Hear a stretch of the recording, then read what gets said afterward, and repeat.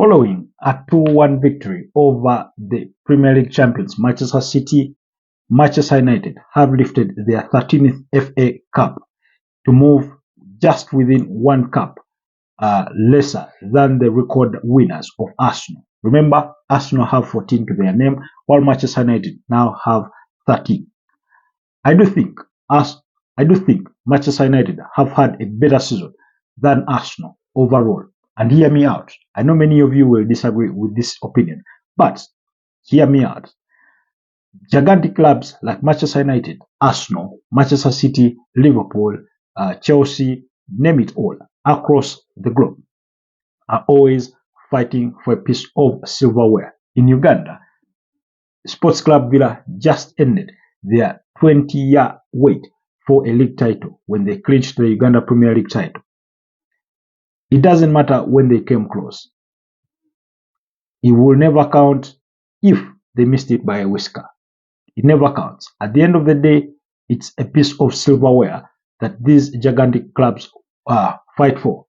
I would sit here once again and say that Liverpool had a better season than Arsenal, that Manchester United have had a better season than Arsenal because they do have a piece of silverware to show for it.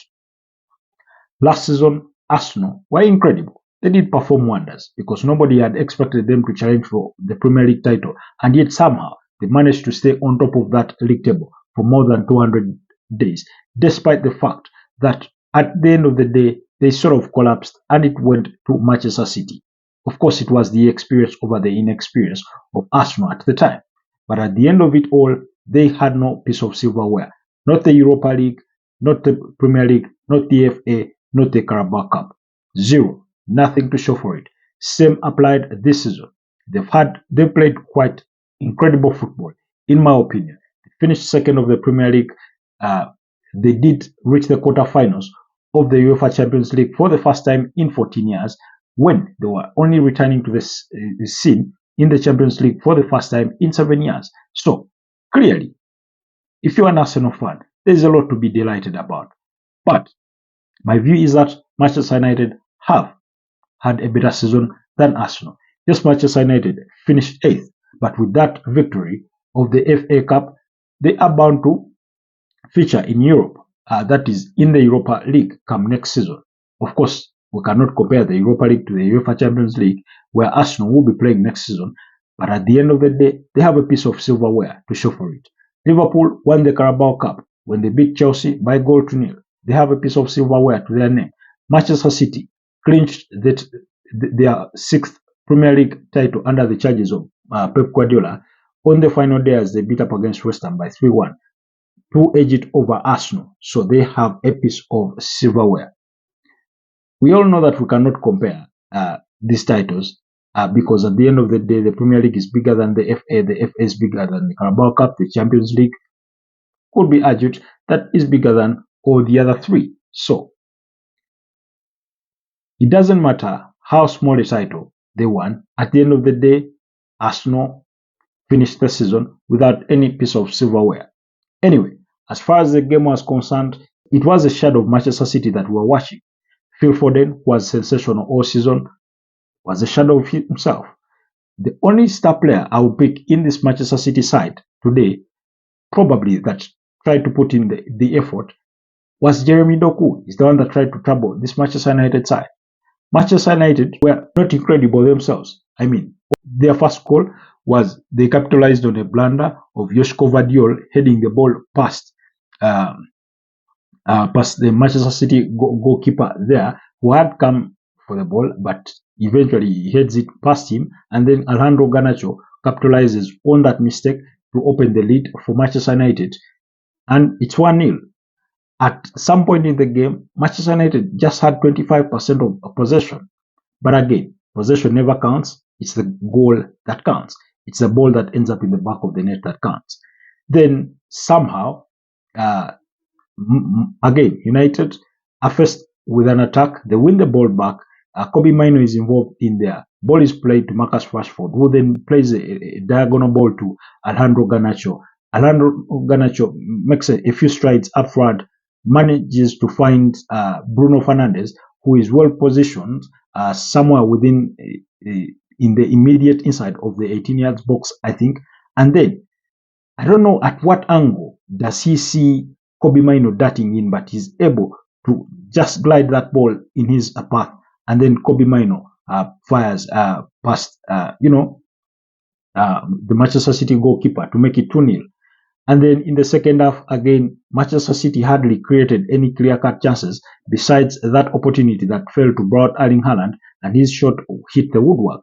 The other opportunities, of course, that they had, Andrew Onana was up to the challenge. So he had a very incredible day in goal. Until that moment, I think late on around the 86th minute, I think, when Jeremy Doku was able to beat him at his near post with that, very good strike. But at the end of the day, Manchester City could not find an equalizer, and United were able to see out their 2-1 victory to lift their 13th FA Cup title. This is the second title for manager Erik ten Hag, who, according to some reports, could be sacked. Now, according to the Guardian yesterday, they said it didn't matter what the result would have come out of today's fixture or cup final, and that Erik ten Hag would be sacked. But then when you look back on the celebrations, at the blow of the final whistle, Sir Jim Ratcliffe, who was right up there in the stands, standing, I think, somewhere in front of Sir Alex Ferguson, at the blow of the final whistle, he turns to Sir Alex Ferguson, they shake hands, they're all smiling. Clearly, they are pretty happy with the victory, that they are lifting the title. Whether it changes their decisions or not, manager Erik ten Hag has already told us that he thinks he will be Manchester United manager. He does want to stay. He still has a year left to his contract. And my good guess thinks that he is likely to stay, that they may give him a chance, because as we've all observed, or if you have watched my earlier video today that I did post, the market for managers is a bit murky. There are many available in the market, but also getting the perfect fit is not that simple as well at the same time. So clearly, there were some pretty delighted faces as far as the Manchester United hierarchy was at the blow of the final whistle. And then manager Erik ten Hag goes on to admit that this season was, of course, a mess because they finished 8th on the Premier League table, which is nowhere near the caliber of Manchester United, who have 13 Premier League titles to their name.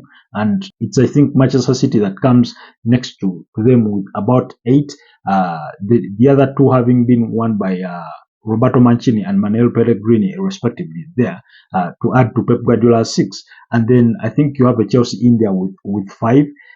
They do have 3 under the charges of Jose Mourinho. They do have another under Antonio Conte, and then the other was won by Carlo Ancelotti in that 2009-2010 Premier League season. So clearly, United is that kind of team that you do expect to win a silverware. Manchester City were shambolic. They were just not up to the task.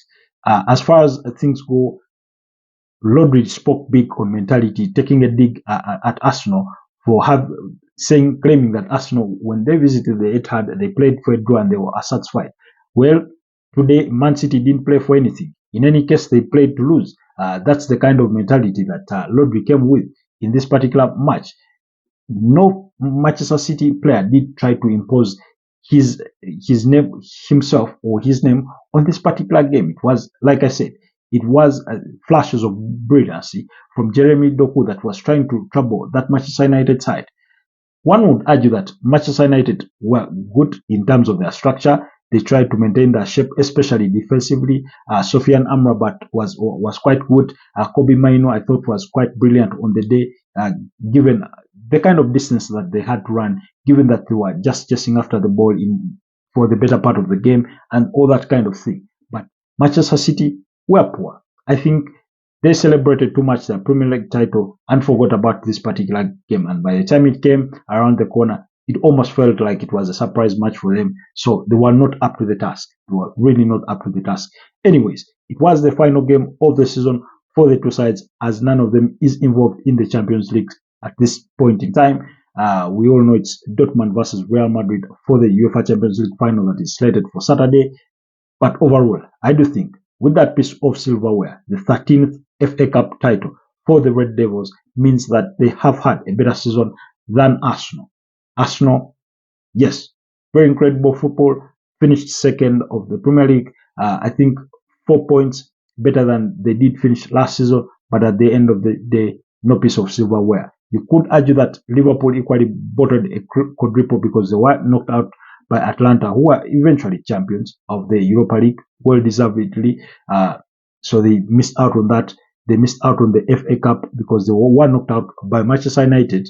Was it the semi-finals or the quarter-finals? I think the quarter-finals, yes, when they lost to Manchester United by 4-3 there at Old Trafford.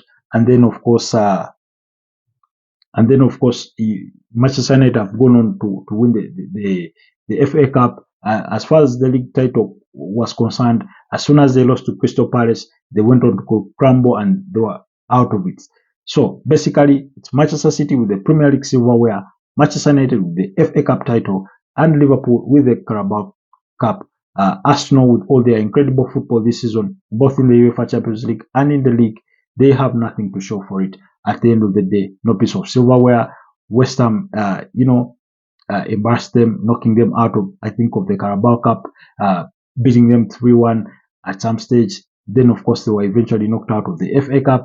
And at the end of the day, they'll be mad at themselves. But anyway, there is next season to try again. But that's what I do think, that Manchester United have, in the end, had the last laugh as far as who has had the better season is concerned. If you disagree with this opinion, do let me know what your thoughts are in the comment section. Or if you agree with me, you can still leave me a comment down in the comment section. Otherwise, thank you for always tuning to the Football Tribe YouTube channel. If you're new, do not forget to subscribe to the channel and turn your notifications on so that you can be notified once we drop a new video. Otherwise, congratulations to the Red Devils. Congratulations to all of the Manchester United fans out there.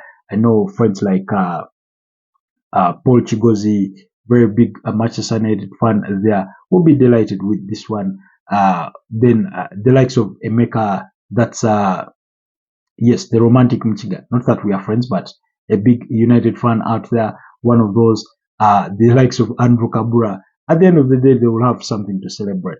And perhaps we'll further on this debate of who has had the better season in comparison between Arsenal and Manchester United. That's it for me, and I'll see you next time. Stay blessed.